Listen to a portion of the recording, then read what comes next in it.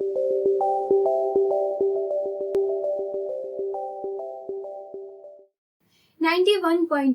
NIVH हेलोदुन को सुनने वाले सभी श्रोताओं को मुस्कान का प्यार भरा नमस्कार। मैं मुस्कान और मैं यही NIVH से DED इन स्पेशल एजुकेशन का कोर्स कर रही हूँ।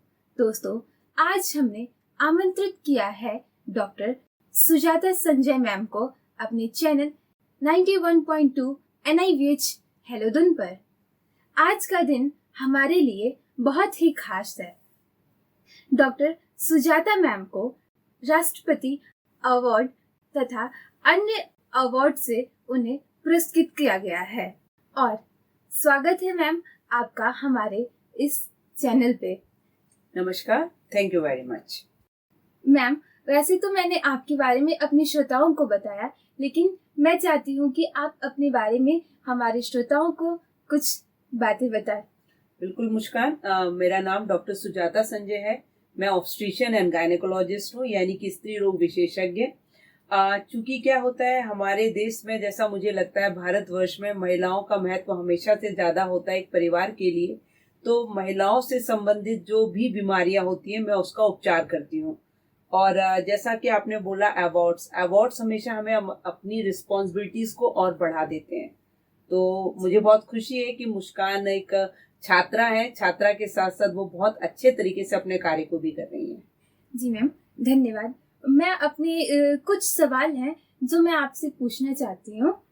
बिल्कुल। सबसे पहले तो मैम मैं ये पूछना चाहती हूँ कि मैम जो जब स्त्री गर्भवती होती हैं तो उनके क्या लक्षण होते हैं, क्या मतलब कैसे हम पहचान सकते हैं कि वो गर्भवती महिला है? ड्यूरिंग प्रेगनेंसी ऐसे बहुत सारे बदलाव होते हैं मुस्कान, जो कि किसी भी गर्भवती महिला को होते हैं, यानी कि ये हार्मोनल हो सकते हैं, फिजिकल हो सकते हैं, मेंटली हो सकते हैं।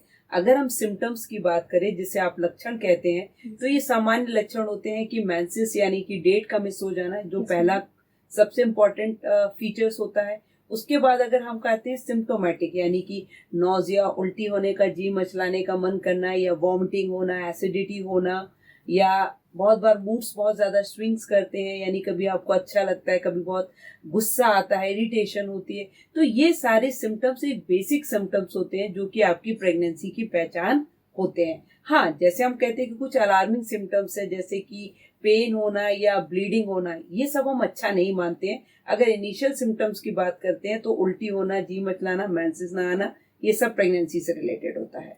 मैम, तो जैसे कि हम भी जानना चाहते हैं और हमारे श्रोता भी जानना चाहते हैं कि जो ये आपने बताया कि मेंस ना आना, तो वो कितने ड्यूरेशन के बाद वो नहीं आता हमारा? वैसे तो रेगुलरली हमारा 1 मंथ आता है। बिल्कुल सही। वैसे तो फिर कितने डेज के? हाँ, यूजुअली हम सभी जानते हैं कि जो मेंसेस होते हैं कि आपके 28 to 30 डेज पे रिपीट हो जाते हैं। This is the normal menses, है ना। ये नॉर्मल साइकिल होता है। लेकिन जब आपको लगता है मेंसेस उस मंथ, सपोज डेट 2 सितंबर को आए हैं, लास्ट आपको 2 अक्टूबर को आना है, बट वो 2 अक्टूबर पे ना के मिस कर जाते हैं, तो आप अगर ये जानना चाहते हैं कि आप प्रेग्नेंट हैं या नहीं है, तो उसके लिए आपको 7 डेज एक्स्ट्रा वेट करना पड़ता है। उसके बाद आप अपना प्रेगनेंसी का टेस्ट किट कर सकते हैं, जिससे आपको पता लग जाता है टेस्ट इज पॉजिटिव और निगेटिव। हाँ, ये जरूर मैं एक बात यहाँ मेंशन करना चाहूंगी कि हर बार डेट का मिस होना प्रेगनेंसी ही नहीं होता। बहुत बार हार्मोनल डिस्टरबेंस की वजह से पीसीओडी के मरीज में भी ऐसे डेट मिस हो जाते हैं, और जब वो टेस्ट करते हैं तो वो टेस्ट हल्का फेडेड लाइन आता है, जिसे कई बार लोग पॉजिटिव समझते हैं। वो प्रेगनेंसी नहीं होती, बेसिकली वो हार्मोनल डिस्टरबेंस होता है। इसलिए जब हमें प्रेगनेंसी कंफर्म करनी होती है तो हम यूरिन के टेस्ट को ज्यादा विश्वास नहीं कर सकते। आपको ब्लड का टेस्ट होता है, जिसे हम सीरम बीटा एचसीजी कहते हैं, उसी को करा के हम कंफर्म मानते हैं कि प्रेग्नेंट है या नहीं है। तो मैम, जैसे कुछ गर्ल्स होते हैं जिनके 1 मंथ लेट हो गए या 10 डेज, तो ये जरूरी नहीं है कि वो प्रेगनेंसी का सिम्टम्स हो? ऑब्वियसली जैसे मैंने बोला कि हर बार डेट का मिस होना प्रेगनेंसी नहीं होता है। इसलिए इसको कंफर्म करने के लिए आप अपने से ज्यादा डॉक्टर पे यकीन करें। डॉक्टर हमेशा आपको एक राइट इन्फॉर्मेशन देते हैं, ब्लड टेस्ट से कंफर्म कर ही वो बताते हैं आप प्रेग्नेंट हैं या नहीं है। उसी के अकॉर्डिंग आपको मानना चाहिए कि आप प्रेग्नेंट हैं या नहीं है। मैम, और जैसे जब वो प्रेग्नेंट हो जाते हैं उसके बाद उन्हें किन किन चीज़ों का ध्यान रखना चाहिए और कैसे अपना वो सेफली रख सकते हैं ताकि उनका बच्चा एक स्वस्थ हो? बिल्कुल।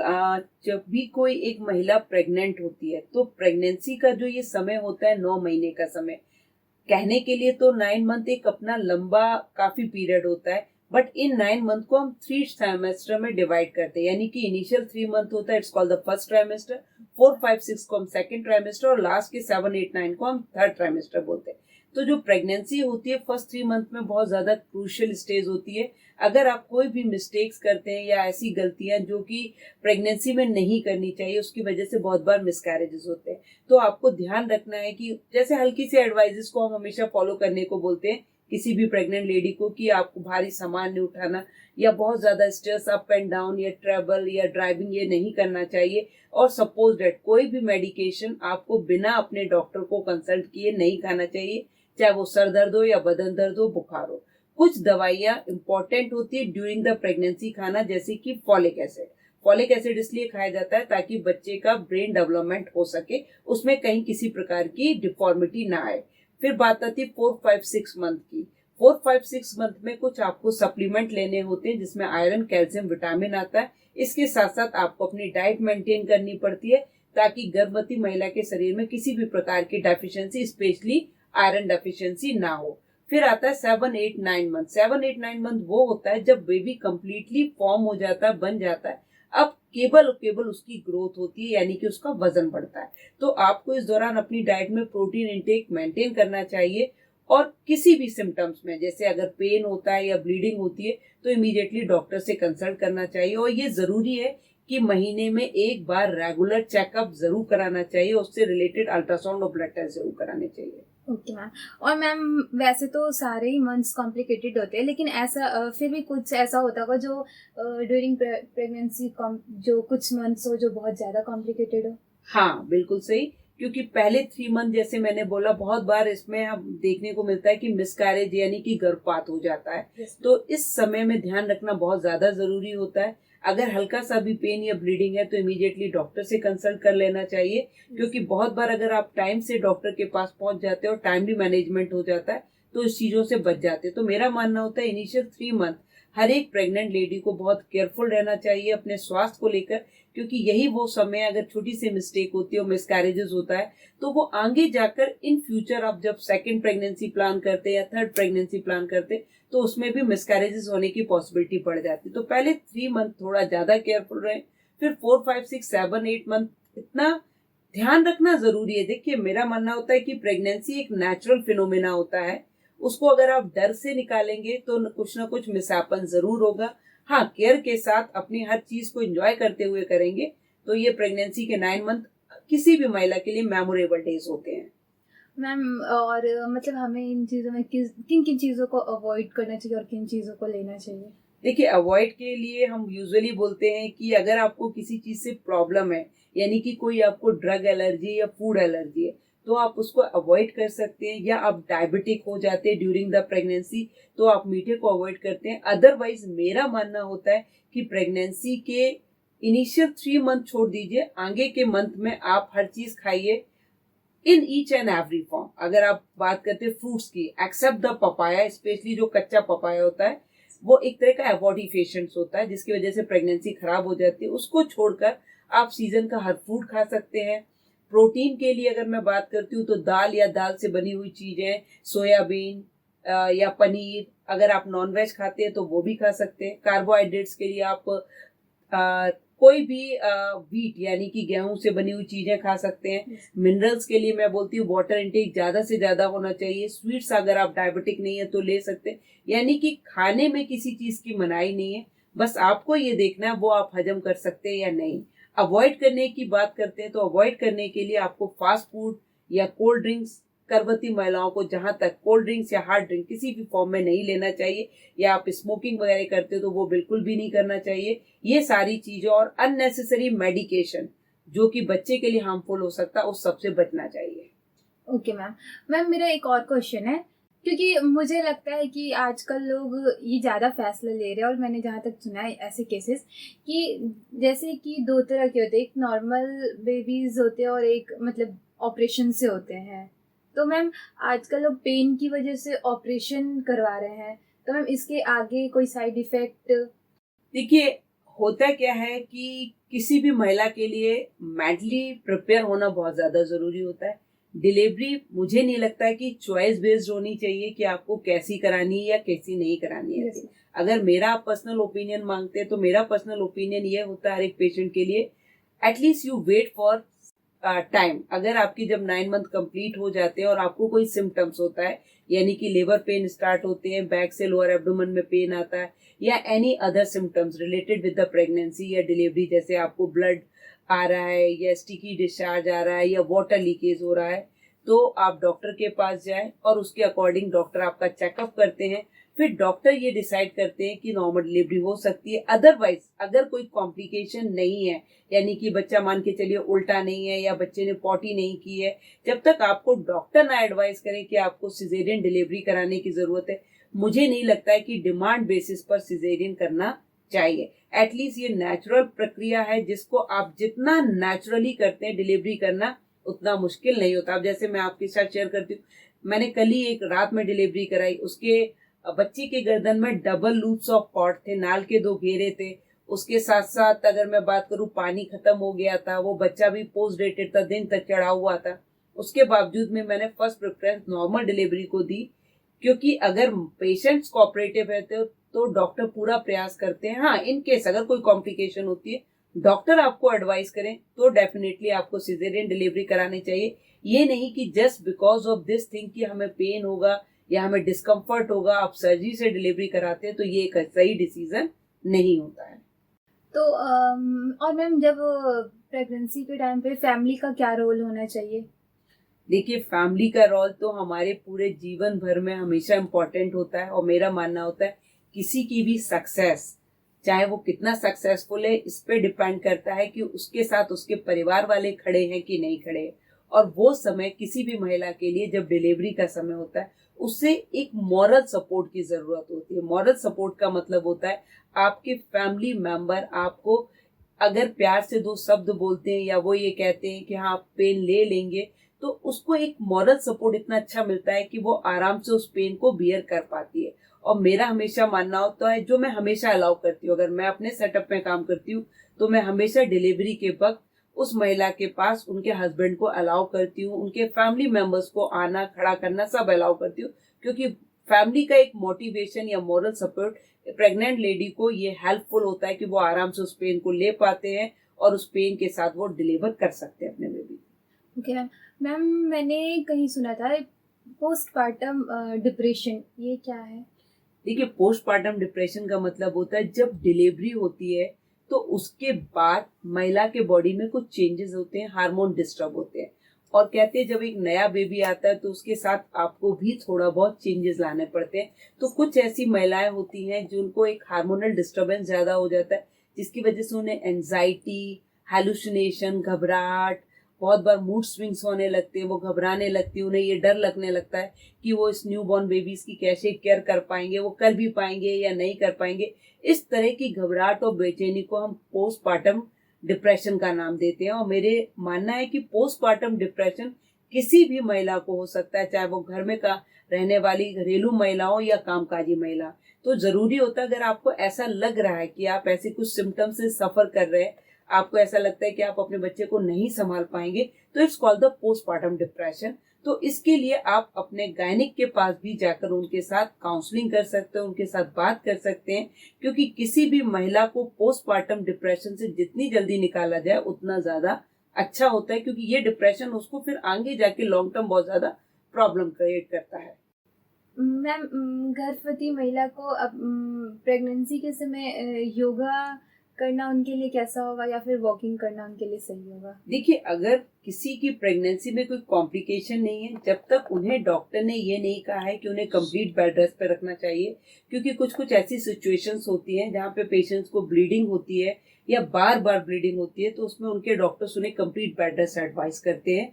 तो उस परिस्थिति को छोड़कर अगर आपकी प्रेगनेंसी में कहीं कोई प्रॉब्लम नहीं है, कोई मिसकैरेज की प्रीवियस हिस्ट्री नहीं है, तो आप अपना नॉर्मल वॉक कर सकते हैं। रहा सवाल योगा का या मेडिटेशन का, तो मैं हमेशा सलाह देती हूँ कि आराम से बैठकर आप अपना मेडिटेशन तो कर ही सकते हैं, और अगर आपको उससे थोड़ा हाई लेवल की एक्सरसाइज करनी चाहिए, अगर आप करना चाहते हैं, तो वो थोड़ा अंडर सुपरविजन करना चाहिए, ताकि ट्रेनर जब आपको कराते तो मिस हैपन कुछ ना हो। अदरवाइज मेडिटेशन, मुझे नहीं लगता है कि मेडिटेशन करने में किसी भी ट्राइमेस्टर में किसी भी महिला को कोई प्रॉब्लम होनी चाहिए, एक्सेप्ट जब तक कि उन्हें कंप्लीट बेड रेस्ट ना बोला जाए। Yes ma'am. मैम जैसे आपने बताया कि मतलब ब्लीडिंग होती है, तो मैम ये सबके साथ होती है?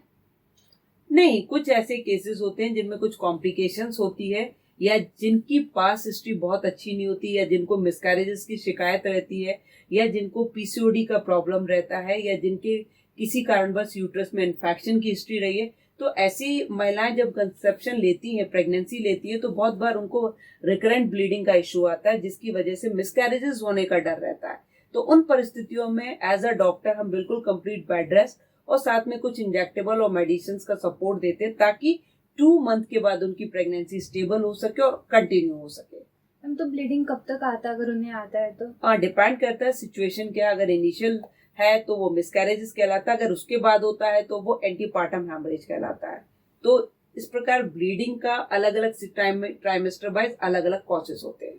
अगर मैम कोई नॉर्मल हो तो उनको भी ब्लीडिंग आता है क्या? नहीं, ऐसा कोई जरूरी नहीं है। Bleeding is alarming symptoms. Alarming का मतलब होता है ये वो अलार्म है जो ये बताते हैं कि आगे जाके आपकी प्रेगनेंसी खराब हो सकती है। Otherwise bleeding is not a symptoms of pregnancy. Ma'am जैसे कि हमने सुना है पहले के मतलब लोग कहते थे ये चीज़ कि जो अभिमन्यु था वो जब अपने माँ के गर्भ में थे तब से ही उन्होंने चक्रव्यूह को तोड़ने का राज जान लिया था। तो मैम मतलब ऐसा होता है कि जो माँ होती है वो जैसा सोचती हैं या जो चीज़ें वो पढ़ती हैं तो उनका उन पे कोई असर हो, मतलब वैसा ही वो सीखते हैं? देखिए, ये तो सच है। अगर हम बात करते हैं अपने पुराणों की, तो उसमें ये कहा गया है और ये बात सच भी है कि अभिमन्यु ने अपने माँ के गर्भ में ही चक्रव्यूह को कैसे भेदना उसका राज सीख लिया था। इसीलिए जब महाभारत में जहां पर अर्जुन को जाना था, वो वहां ना जाके अभिमन्यु को जाना पड़ा था, तो उन्होंने चक्रव्यूह को भेद लिया था। लेकिन एक दूसरा सच ये है कि उनकी माँ जब ये बात बता रही थी, तो वो जब अर्जुन उन्हें ये बात समझा रहे थे, तो वो आधी बात सुनी थी उन्होंने और आधे समय में वो सो गई थी। तो जिसकी वजह से अभिमन्यु आधा राज तो जान पाया, लेकिन आधा राज नहीं सुन पाया। तो उस वजह से उसकी मृत्यु भी चक्रव्यूह को भेदने के दौरान हो गई थी। तो ये एक पूरी महाभारत में सार ये निकल कर आता है कि जैसा माँ, गर्भवती माँ सोचती है, या मैं ये कहूँ जैसा वो लिखती है, पढ़ती है, या जो खाती है, उन सब का प्रभाव उसके बच्चे पर पड़ता है। और ये हम सभी जानते हैं कि बच्चा वैसा ही डेवलपमेंट होता है जैसा कि उसकी माँ खाना खा रही है। तो ये मेरी हमेशा सलाह होती है कि प्रेग्नेंट पेशेंट्स को ड्यूरिंग द एंटीनेटल पीरियड हमेशा अच्छी बुक्स का पढ़ना चाहिए। अगर आप कोई मूवी भी देखते हैं, चूंकि आजकल टेक्नोलॉजी का जमाना है, लोग मैक्सिमम टाइम पे कंप्यूटर पे बैठते हैं, तो मैं हमेशा ये बोलती हूँ कि कंप्यूटर पे अगर आप यूज कर रहे हैं, उससे बेटर है आप बुक्स को पढ़िए। हमारे पुराण है, महाभारत है, या जो भी अच्छे नॉवेल्स है उनको आप पढ़िए, ताकि एक अच्छा विकास उसके बच्चे का हो सके, एक अच्छी विचारधारा के साथ वो बच्चा जन्म ले सके। और डाइट का अगर असर पड़ता है तो विचारों का भी असर पड़ता होगा, ये मेरा मानना है। और हमेशा बच्चे माँ बाप की ही कॉपी होते हैं, यानी कि जेनेटिकली ट्रांसफॉर्मेशन भी एक ऐसा वर्ड है। और कहते हैं अगर किसी बच्चे के माँ बाप बहुत होशियार या इंटेलिजेंट है, उनका आईक्यू बहुत अच्छा, जैसे उनके संस्कार होते हैं वैसे उनके बच्चे के भी संस्कार होते हैं। तो इसलिए अच्छा पढ़िए, अच्छा खाइए, ताकि वो माँ एक अच्छे बच्चे को जन्म दे सके। धन्यवाद मैम, आप यहाँ पर आए और हमारे साथ अपना इतना अच्छा एक्सपीरियंस शेयर किए, ताकि मैं और मेरे सुनने वाले सभी श्रोताओं को एक अच्छी जानकारी मिल सकी और वो भी इन बातों से अवेयर हो सकेंगे। आपका बहुत बहुत धन्यवाद। Thank you very much. नमस्कार।